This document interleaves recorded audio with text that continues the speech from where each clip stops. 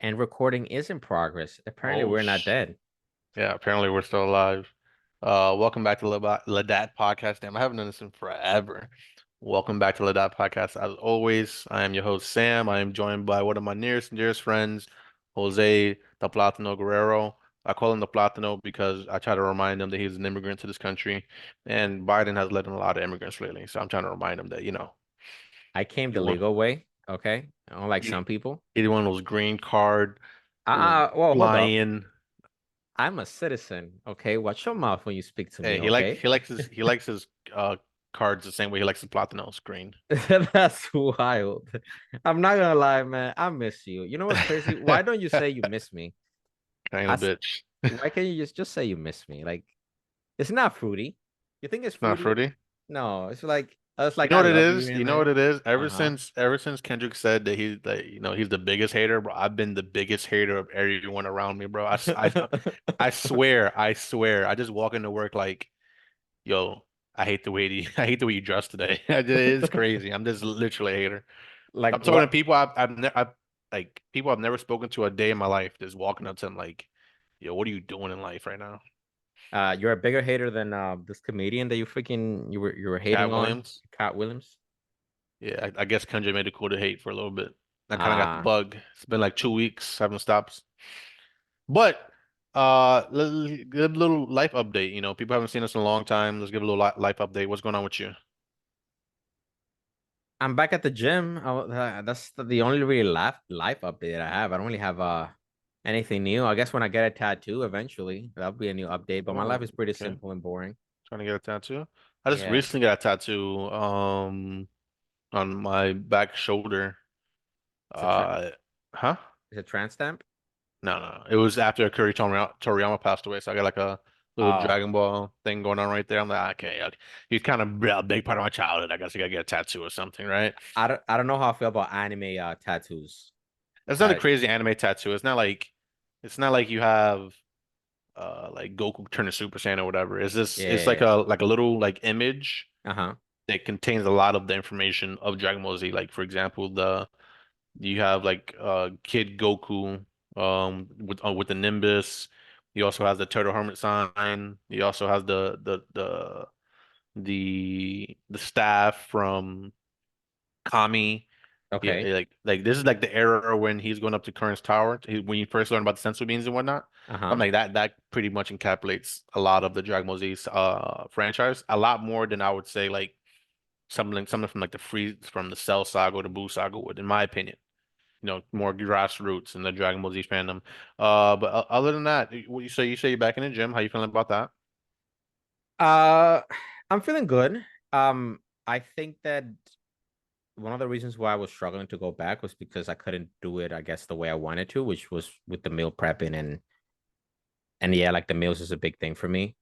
Bullshit. You couldn't go 'cause you was cuffed up. Now you're single and you're Oh, like, oh, that's not bullshit. and you're like, it's No, it's time. that You're like, before. these bitches need me. That's No, what it it, is it now. it just had to do with there's a certain way that I like bodybuilding, I guess. And if I couldn't do it my way, the proper way, I just didn't feel like doing it. I feel like I was doing it the incorrect way in a weird Mm. thing. And I think after a while, I was like, you know what, I really just want to go back to the gym. I'm kind of sick of partying and doing all this shit, which it was fun while it lasted, I guess. I just wasn't really enjoying it at the end. Yeah, And no, I no. really missed the gym. Yeah. Yeah, So no, I hear that. That makes a lot of sense. I've been hitting the gym a lot lately too. Been back at it for like the last couple months. It's a little bit inconsistent, not super consistent as I used to be, but uh-huh. still there's definitely been improvements in my body. Definitely. Yeah, I don't know if you were going through the same thing, but I think that my approach to the gym now is I'm trying to be as optimal for what I'm trying to do as possible. Meaning, before I was trying to bodybuilding, compete, and all that, right? Like require a lot of muscle, a lot of eating and stuff like that. But I think now it's gonna be a slimmer look, more More aesthetic. more aesthetic, more efficient, a lot more Yeah, cardio. I agree with that. You Well, know I what I can't mean? I can't really do cardio for Yeah. medical reasons right now. Uh-huh. But uh yeah, I know I would agree with you. I'm definitely going for more aesthetic look. Well, it's not like I've never gone for a more aesthetic look. I think for the most part of my life when I have been training, when I was either the biggest I've ever been or even the most aesthetically pleasing looking, Hmm. I've always kind of trained for like muscle mass or whatever. Like my Hmm. body naturally lends itself to being more lean in general Hmm. and more aesthetic. But now I'm really training for it. I've been like recently I've been doing the SIBA map. Oh yeah, I seen Yeah. it. Yeah, so I've been using that a little bit to kind of get an idea of other workouts I can do and whatnot. And that's kind of been working. Um, but fuck all that shit, bro. People are not here for us. Well, they are, but they're here to hear us to give us hot takes on certain subjects. Where do you want to start? Because there's a couple subjects we want to talk about today. We got Fresh and excuse me, Logan v. George. Then we got Kendrick v. Drake. What do you want to Now, start off with? let's start with Kendrick v. Drake because you have been the biggest hater I have ever seen in my life. Always posting memes. It's crazy. I thought you fuck with Drake. I thought you were a big fan of Drake. What happened? No, I'm a big fan of Drake. Okay. It's not that I am not a big fan of Drake. Well, first and foremost, let's start with let's see how this kicked off in the first place, right? Do you kind of have the history of Drake v. Kendrick or Kendrick v. Drake at No, all? no, no, no. I'm just a casual. They just seen the All memes. right, That's all I so am. for anyone that's a casual and kind of wants to know the history a little bit, this kind of starts back in 2013. Uh, Kendrick drops the Control verse, which shakes the foundations of hip hop, right? Mm-hmm. He drops his verse where he's basically name calling a lot of artists in the industry, and he shows them love. Like he's like, "Hey, I got love for all you guys, but I'm trying to destroy you guys. I want to make sure your fans never heard of you." He reignited the what I would call the competitive spirit inside of rap, because at this time. This is when I'll say Little Wayne, the Little Waynes of the world, the 50 Cents of the world, the Jay-Z's of the world, where you can kind of feel like the era was it was already over, right? And this is when getting the best numbers or being the biggest gangster or being the biggest hustler was really mainstream inside of rap, especially because they were heavily influenced by the 90s. Mm-hmm. Kendrick, because when with the okay, let's go a little bit before Kendrick. With Kanye West joining the game, Kanye West made it cool to be like a nerd rapper. Like you didn't have to Okay. be the best rapper ever Mm-hmm. or whatever. And he was just making classics after classics after classics after classics. So then you get these new rappers that think, okay, well, I don't have to be the best rapper. I just kind of have to just create my fan base and whatnot. And Kendrick is like, nah, there Mm-hmm. can only be one GOAT. Like we can't all be goats. We can't all be calling each other goats or great or whatever. There can only be one of us. He's like, I like you guys. I don't want nothing to happen to you guys or whatever, but I'm trying to murder you guys at the same time. So Drake didn't take kindly of that. I think was it at NYU? Do you remember with NYU at all? When Drake had a little conference, it was at some school in New York. I think it was NYU where he was doing an interview with I think his name is Elliot Wilson, Mm-hmm. and during the interview he basically says, yeah, yeah, he was trying to minimize whatever Kendrick had done with that verse, even Mm-hmm. though like, there's maybe like been like 25 response tracks to him. And not only that, right, shortly after, Kendrick was heralded as the next guy for LA. You had prominent hip hop artists such as The Game, and Snoop Dogg embracing him, saying that he's the next big rapper coming out of Compton or coming out of just LA in general.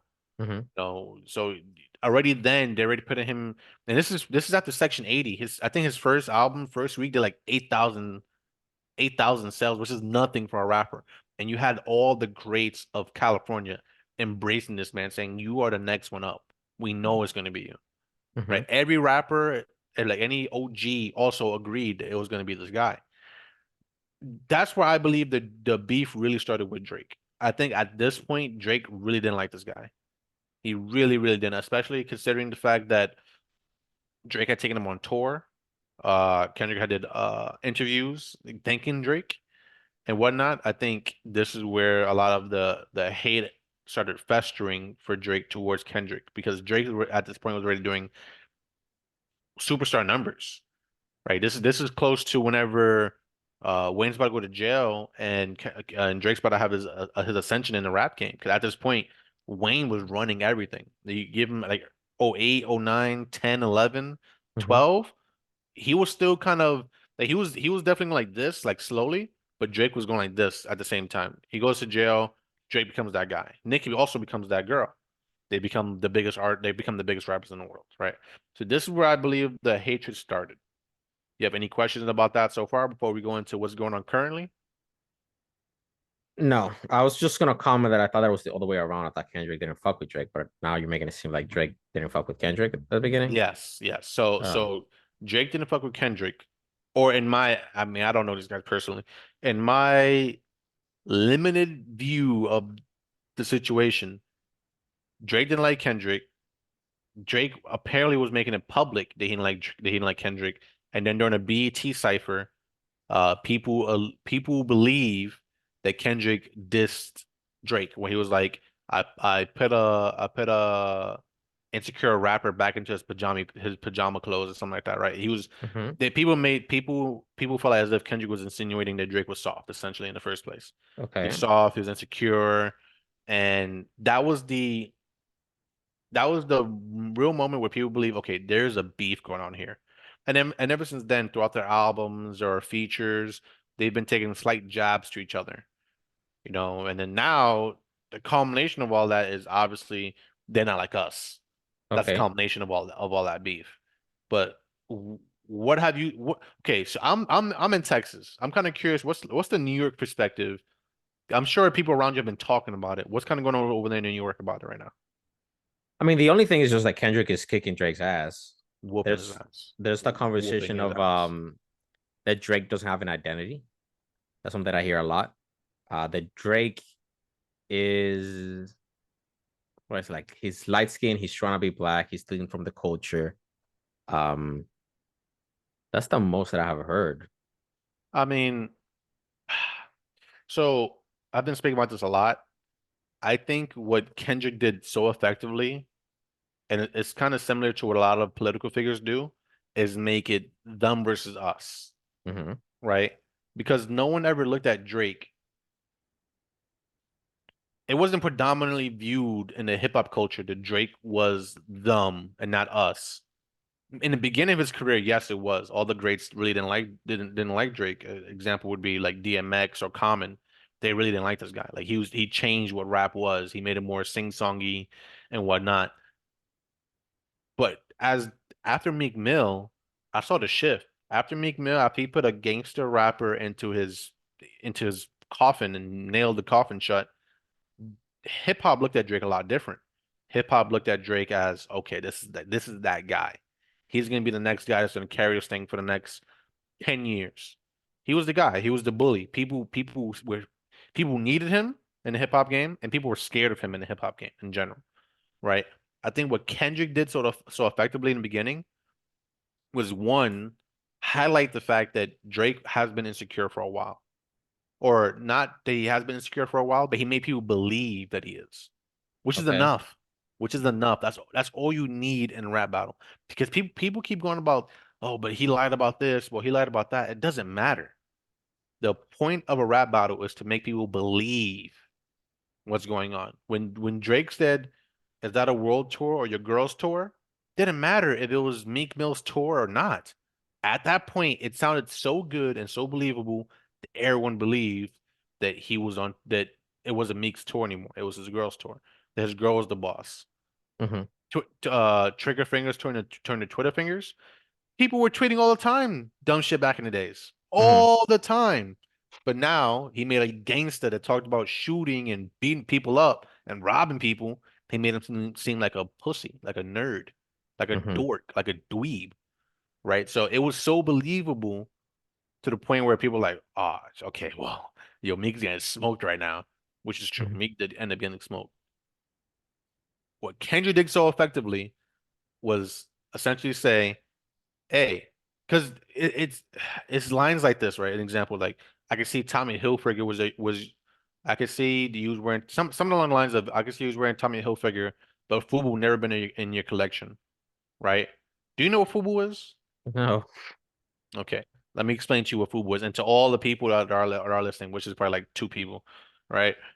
FUBU is for us by us. It's a black clothing company owned by black people that you would only know if you were in the hood when it came out.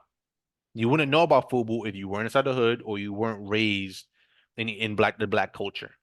Mm-hmm. So with him saying that alone, people that knew it was a bar that not everyone was going to understand, Mm-hmm. and that was the point.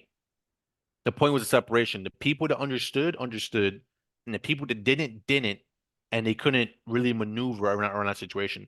But all the blacks in the hood that understood what FUBU was, Mm-hmm. I was like, all right, bro, you kind of right. And also, Tommy Hilfiger was uh has the reputation of being a racist individual. So saying that I see you wearing FUBU, I mean, see you wearing Tommy Hilfiger but not wearing FUBU was to me one of the biggest digs because that's what really separated black people from Drake, in my opinion. Mm-hmm. In my opinion. I do see a lot of light skins out there that probably cried over a girl at one time in their life, like, oh no, I'm Team Drake no matter what. But who cares? You know what I Mm-hmm. mean? But do you even know how this all kind of popped off recently? Kind of Um, I, curious. the only, I mean, from the casuals perspective, I thought it was because of a song that J. Cole and Drake made where they were saying that they were the big three. Yeah. And Well, then J. Cole came out the woodwork saying some shit like that. Yeah. no, I thought it was Drake and J. Cole, but No, no, basically, Drake has some sub bars in there too, but go ahead. and I thought it was they say they were saying that they were the big three. And then Kendrick replied, saying like, no, no, no, it's just me.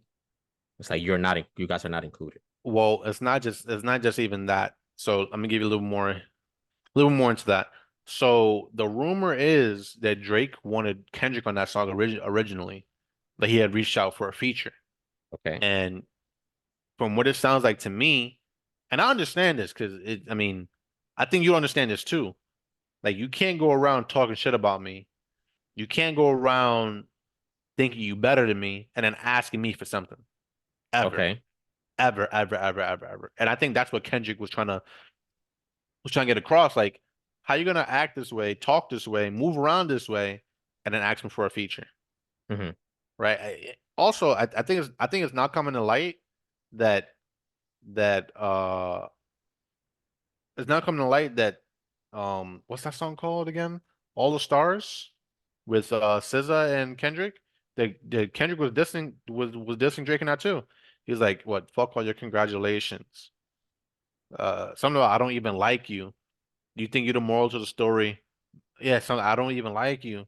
Come corrupt a man's heart with a gift. That's who you find out who you're dealing with. A small percentage who I'm building with. I want the credit if I'm losing or I'm winning on my mama. That's the realest shit. That whole verse is about Drake because Drake had recently had posted that Kendrick he had recently posted Kendrick's album was selling well, Mm-hmm. and he's basically saying Drake's trying to get into my head to work with me so that he can. And I imagine this week's thinking, so he could start creating a narrative that I need him Mm-hmm.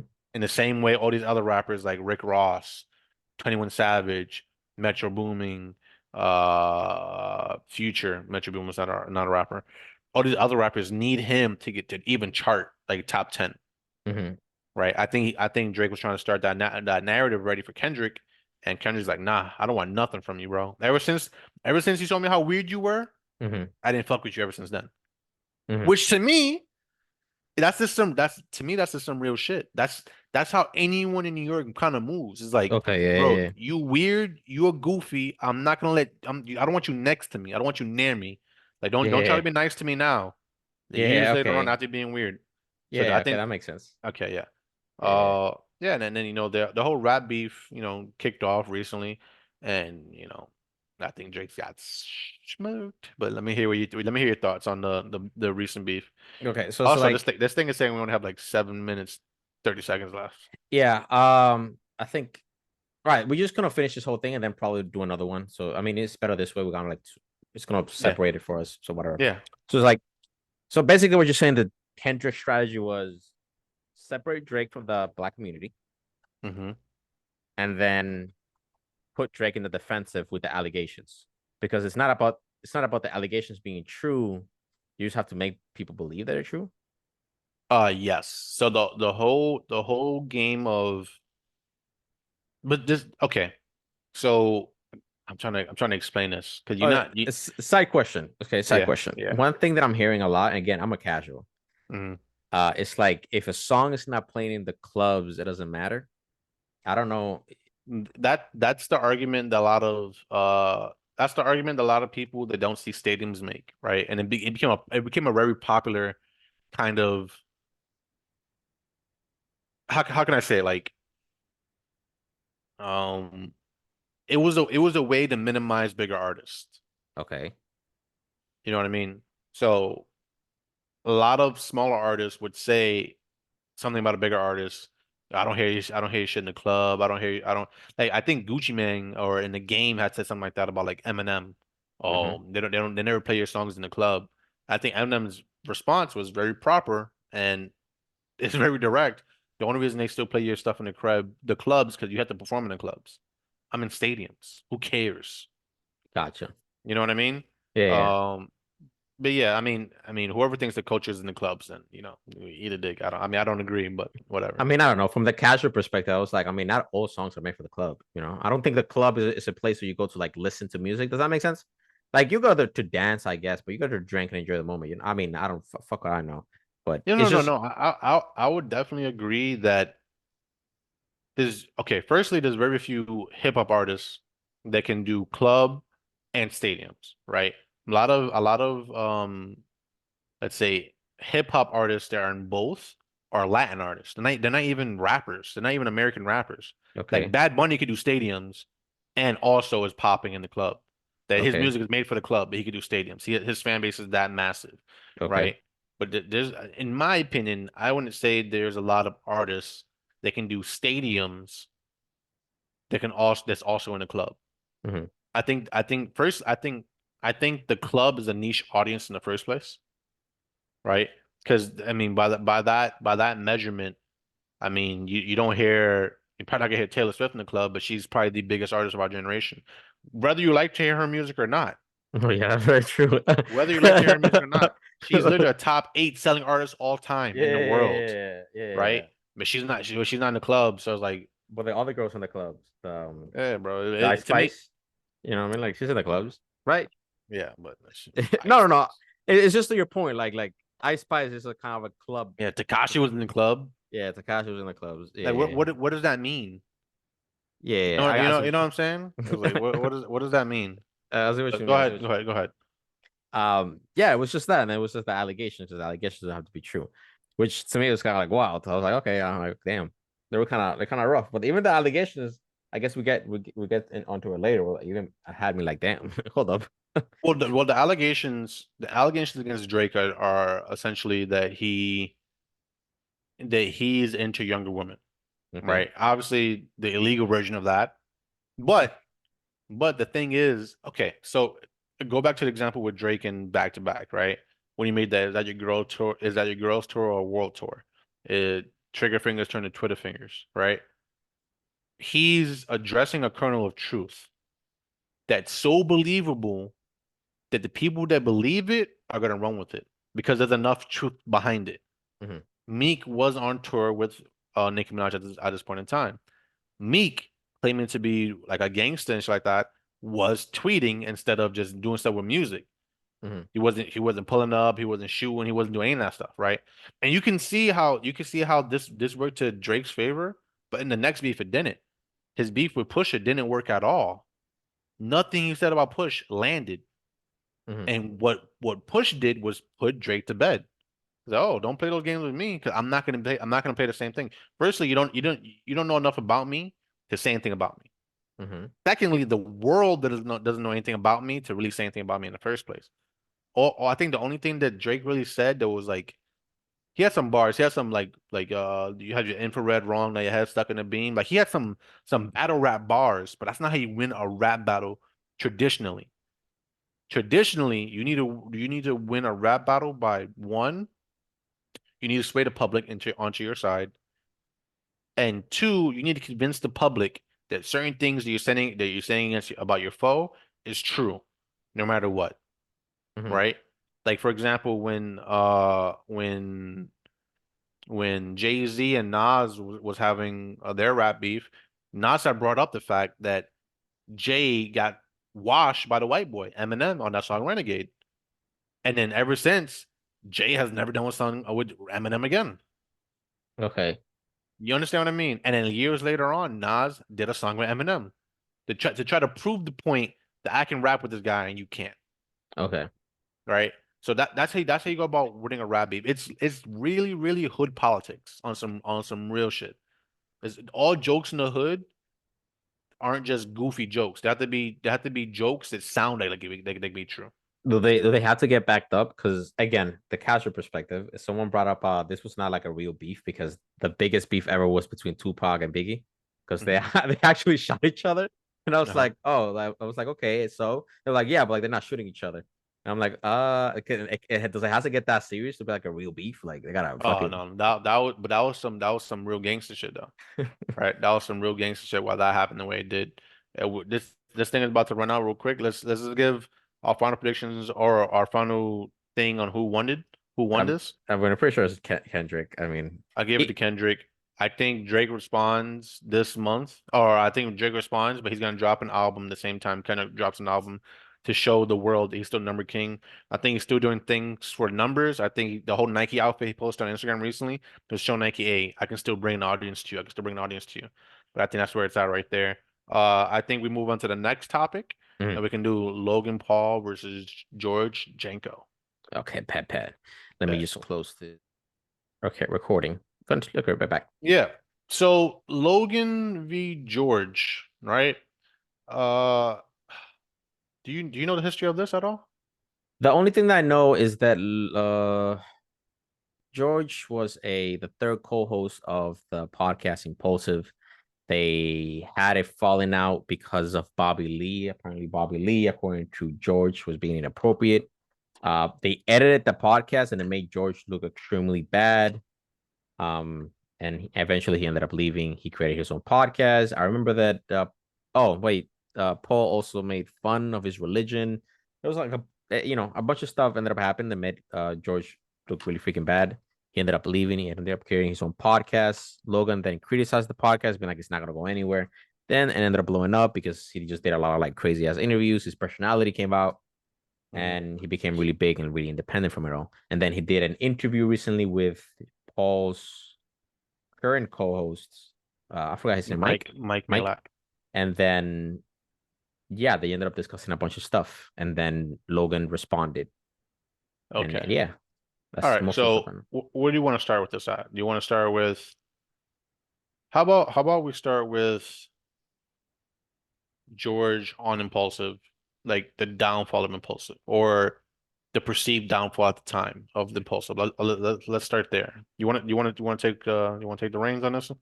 The thing is, I don't know much about it. I just know that they ended up falling out because basically Logan just treated him like garbage, you know?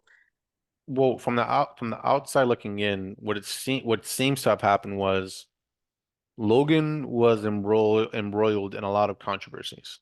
Hmm. At that time, I think Zoo Culture or not Zoo Culture, that's Bradley Martin. But he had that egg thing, Zoo Coin, something like that. Yeah, it was what with the I forgot the All, all, E. all I know is CoffeeZilla made a very extensive deep dive into what certain fans of Logan's have perceived as an illegal endeavor into pumping up a crypto coin and then dumping it, a pump and dump scheme, right? Okay. CoffeeZilla made a video about this, became massive. This is the first time I remember. I'm not saying this is true or not. This is the first time I remember there being issues between Logan and George. I'm not sure if the Bobby Lee interview happened before that or after that. I don't really remember that well. But I remember watching that and I mean not Logan, George had seemed to take the voice of the people. Whereas like, Hmm. okay, but I want to see you do this. I want to see you do this. And then Logan had this whole like little crying thing going on. It was very, very strange. I had never seen Logan like that up to that point, right?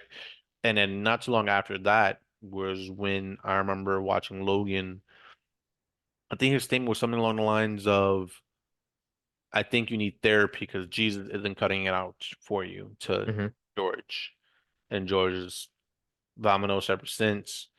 Started doing his own podcast. His podcast started blowing up. Well, he started doing his podcast before then, right? He started getting some traction obviously. I think Logan's argument towards that later on, he kind of makes a little TikTok video about it, is that Impulsive is directly funneling viewers onto the George Janko podcast, essentially. Like, so Okay. George's success is based off of Logan's success in the first place. But we'll get to that when we get to that. George starts his podcast. To me, it seems like kind of slow in the beginning. Mm-hmm. He starts getting massive attention after the controversy with Logan. Mm-hmm. And then even after that, he started scoring like huge uh, um interviews or guests like Andrew Tate and whatnot. Yeah. Right. I think when the first interview did like 10 million, his part two did like 4 or 5 million. It was massive. It really to me that really broke George into the Impulsive was massive for George. I think the Tate interview put George in another stratosphere, and it made him part of in my opinion, what would now be considered the podcast zeitgeist. Like people speak about him the same way, maybe not in the same way they speak about Joe Rogan, but definitely in the same way that they would speak about someone like Joe Budden. Okay. His reach is about that big, in my opinion. But that's just me. Do you like any of George's podcast episodes, by the way? I think I only watched the Andrew Tate one. Maybe I watched another one. I never finished them. I'm not gonna lie. I just watched the Andrew Tate one because it was interesting because it was blowing up so big. It was blowing up. Yeah. That's the only one I really saw. I'm not really like a big, not I really. think I think my only criticism, and obviously me having the small amount of views that we have already now, if we have any after not recording after so long, I think my only criticism of George is that he's approaching every interview in the exact same way he approached that Andrew Tate interview, and it hasn't been doing well for him. In my opinion, it hasn't done well for him to me as a fan, especially with Jordan Peterson. I think he tried to do the exact same thing he did with Andrew to Jordan, and he just looked very, very bad. Like he looked like he didn't know anything he was talking about. He What looked do you really mean? bad. What did he I do? mean, I think what George did with Andrew. Okay, I think what George did with Andrew for Andrew was he kind of helped Andrew uh become human, right? Okay. Because I don't believe Andrew Tate was viewing George as like he was trying to gauge him. Like, am I going to be very trolling on this episode? Am I going to be very realistic on this episode? And I think George brought the human out of him. But I think he brought the human out of him because Andrew was exposed for having certain mistakes. And it was the Hmm. first time I ever seen Andrew like that. I've never seen Andrew like seem so flustered in a way where it's like, man, you really give me a lot to think about this and that, blah blah. Uh-huh. With Jordan, I think George was trying to he was trying to teach Jordan, and it didn't go well for him. It was like he just Jordan. It became very clear that Jordan was more interested in speaking to his fiance than he was into speaking to George, because I think he realized that George was trying to talk at him and not with him, Okay. and he can sometimes come across that way. Right. So that's just me there. I think I haven't watched Impulsive since George left though. Hmm. Right. I used to be like a decent fan of theirs. I used to watch at least, I mean, I'm not sure how often they post. If not like uh an episode a week, maybe like an episode every other week. They have like a guest on there that intrigues me, or if there's a big boxing match or something like that, right? I think I've seen all their interviews with Jake Paul, right? Because I'm interested in the whole boxing area, so I'm kind of curious about Jake's view Hmm. on boxing and whatnot. But ever since George left, I haven't watched a single episode of them. Based on what George has said about Logan, do you believe that Logan is a bad guy? I mean, Logan posted a video on TikTok where he just kind of broke a lot of things down that George was saying. Like, I think George was saying that he was paying $10,000 a month to be on the podcast. And then Logan brought up receipts saying, like, no, like, we reimbursed you for everything that you spent, your flights, the hotel, the whatever you spent, the rides and everything. I think he showed receipts of how much he was paid. It was like over $300,000 Mm-hmm. for the period of time.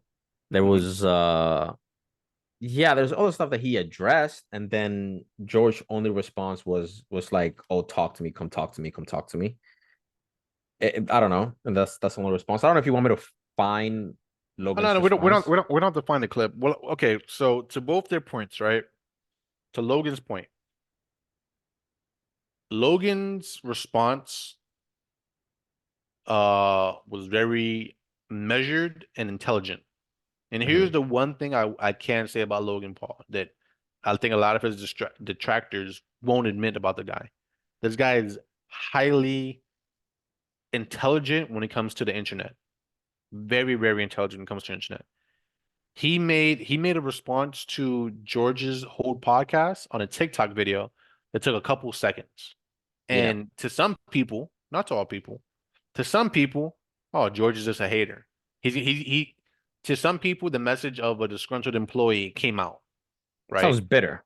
Yeah, it Like, sounds better, right? Now, to George's point, Logan didn't address all of George's points. He hmm took small clips out of context and then tried to manipulate those facts as if George was faded, right? hmm So one, so I think what's his name, Kavos?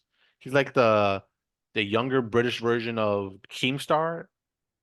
You know okay. what Keemstar is, right? Yeah, I know what Kim Star is, but I don't know Yeah, who so Kava is. he's like the younger British version of Keemstar that made his fame off of hating on the Pauls, just in general. Hmm. But I was watching a video of his earlier today, and he brought up I think um one of his fans brought up a great point to him was that yeah, but on the 300 something thousand that Logan claimed that George made, that was over a 15-month time period. But if you take into account that George didn't get paid the first year and a half, and you put into account all of that altogether, then that's not even close to what he should have gotten paid. Hmm. I think they brought up another good point that if you make like $150,000 in LA, you're lower middle class over there, Hmm. which is insane. Yeah, that's That's crazy. insane in LA to be lower middle class over there, or just middle class over there at 150,000 is ridiculous, right? Hmm. So so when you take that into consideration, that's a year. So you make about 100 something thousand dollars a year. You're middle class or lower middle class over there. You do Hmm. I think the math. I think the math was. I don't remember exactly what the math was, but when you add that we add the whole extra year, like what a year and a half, you made about 300 something thousand. I think that puts him at like what 160, 170 a year. Hmm. You add another year above that. You add another year on top of that. What is that like? Maybe $100,000 a year, or maybe a little bit over $100,000 a year, if you were to spread it out across that entire time period, which is whatever. And don't get me wrong, like I'm sure just being around Logan granted him a certain amount of income, but the idea is that Logan's short TikTok video could have convinced people that he's a disgruntled employee, but in reality, it might not be that simple. It might not be that he was really a disgruntled employee at all. It's that you disrespected him. He needed to make money, so he found a way to make money. Yeah, Yeah. it's a very And I think over the month, if you divide the 300 something thousand dollars over the time period that George was actually on the show, I hmm think it come after taxes and LA, it does come up to like around $5,000. well, when you put it that way, because I saw the video and I'm like, okay, I mean, seems like a pretty like thought out video. It's a lot of receipts. Hmm. Then I look at the comment section, everyone was agreeing. I'm like, it's usually that's not the way things go. It seems like a little bit too simple. Like, Hmm. but it does make George seem like a kind of bitter, Dis disgruntled oh, employee, I hated the way things ended. which is the point of the video. Yeah. Yeah, but I think one of the things he didn't address the reason the show started tanking at Hmm. all. He talked about George's like money. He talked about how also Mike Malek is now a multimillionaire, Hmm. right? But he doesn't speak about the fact that the show tanked because he started talking about religion in the way that he did, Hmm. right? Especially George's religion. He doesn't address the fact that it was edited out in the video that Bobby Lee was groping or grabbing George's private areas. He doesn't address any of that stuff at all. Hmm. right? So so say what you want to say about Logan. I think Logan's extremely intelligent when it comes to internet. I think he's very good at moving narratives. I mean, I've never seen someone come away from the Japan experience that he had and Yeah. the way that he did. Like people talk about it now as a slight against him, but it doesn't even affect him anymore. Yeah. He now has a business that I think in total sales generates over $1 billion, Hmm. which is insane, right? So he was able to move the market in that way, and he knew, in my opinion, he knew he had to do this with KSI. If he didn't do it with KSI, which is very, very important, if he didn't do it at KSI, KSI would have poked holes in Prime. He would have said, Hmm. "Nah, fuck all this shit. Hmm. What the hell is this? Didn't you do this? Didn't you do this? Didn't you do this?" It would have got rid of the brand. But KSI joining up with him, one of the biggest people that was criticizing him for all he did, made this brand pop the way that it did. And then obviously they don't have a marketing budget because they market everything themselves. They're two of the biggest faces on YouTube. Yeah, I know he's huge over and he recovered from it. I don't he's probably one of the greatest comebacks in like YouTube history because of Comeback, it. just comeback stories in general that has to be one of the greatest comeback stories in general. But you think they're Gotta ever lose gonna everything. talk? You think they're ever gonna talk, George and Logan? What I will say about this, what I will say this is I think they probably will. I think the issue is going to be on what platform. 'Cause Yeah. I think George is going to say, "Come to my platform," and Logan's going to say, "No, come to my platform." And so that I think that's gonna be one of the battles. Two, and I will say this about George. I mean, it's gonna sound like I'm writing for Logan, but I'm actually writing for George. But I don't think George is capable of having that conversation with Logan because Logan is very good at spinning narratives. Hmm. And I don't think George is. I think at the core, I think George has taken this religious route Yeah. to a good direction in conversations and whatnot. Hmm. And you can see he has clear knowledge on the Bible and Jesus. But I think that whenever someone of someone that's not combative towards him. Like he's really good at talking about Jesus when someone's not combative towards him, right? Hmm. But if you were to ask him simple questions about the Bible and whatnot, that's contrary to what his beliefs are, it disappears. Okay. He has a similar issue that I see Destiny has when it comes to conversations. Destiny can only have conversations with fundamentalists. Okay. If you don't follow certain fundamental principles on your on what Destiny perceives as your worldview, Hmm. he's gonna smoke you every time. He's just gonna attack the building blocks of your ideas, Hmm. right? But if he's arguing with someone that's conceptual, where it's like where it's harder to counterpunch them, Hmm. then Destiny's arguments almost always like he couldn't do nothing against Ben Shapiro. Nothing. It was actually astonishing. He couldn't nothing, right? Uh um but yeah, I think George has that same issue, and I think that he's gonna try to he's gonna try to either Jesus Logan into submission, Yeah. I which think. could work, which could work because it can garner him. If Logan makes a misstep, which I don't think he is going to, if Logan makes a misstep, it just proves that George is right that Logan just hates Christianity for some reason, right?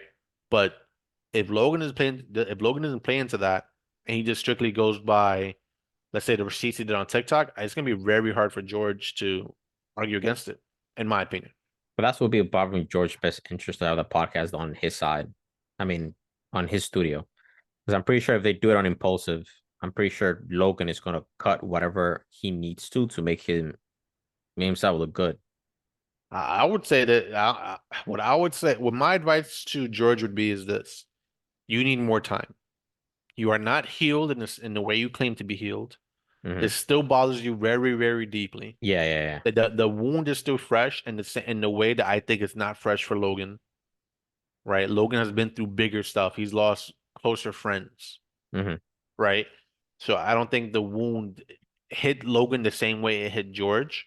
And George did a lot of stuff he did as a response and a little bit out of anger, Yeah. right? With his growth or his podcast or whatever.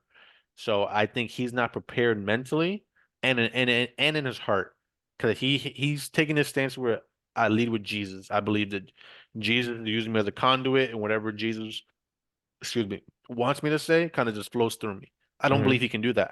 I clearly saw he couldn't do it with Mike. Yeah, I couldn't let it go. I feel like there's a lot of things that you just Couldn't let it want to go. couldn't And then let a every lot of things time go. and every time Mike was in like one like half a sentence into a thing, he jumped right into it. Yeah, yeah. And it was a lot of like, what did you guys think? When I was doing this, what do you guys think? Yeah. And I was like, Yeah. it's like, why are you worried about what they think? Because you're not, I don't know. Yeah, I agree with what you're saying. I don't think it was completely healed. I think that he probably does need more time before Yeah, he able to have the. because I think it depends on the game they're playing. I think in the long run they both would be successful. I don't think firstly I don't think George's conception or I don't think he conceptualizes success in the same way Logan does, Hmm. right? So that might be a point to his favor. I believe he believes that his closeness to God is what he conceptualizes as success, Hmm. right? Which is fair. I would also agree with that as well. I think Logan is public perception of him or brands that he interacts with. It's what's most important to him, Hmm. right? It's crazy. It's kind of like the Drake v. Kendrick thing again, right? It's kind of just what are you cool with being accepted as, right? And I think Logan, if they were to have a discussion, would just have to convince people that or continue to nail home the fact that he didn't.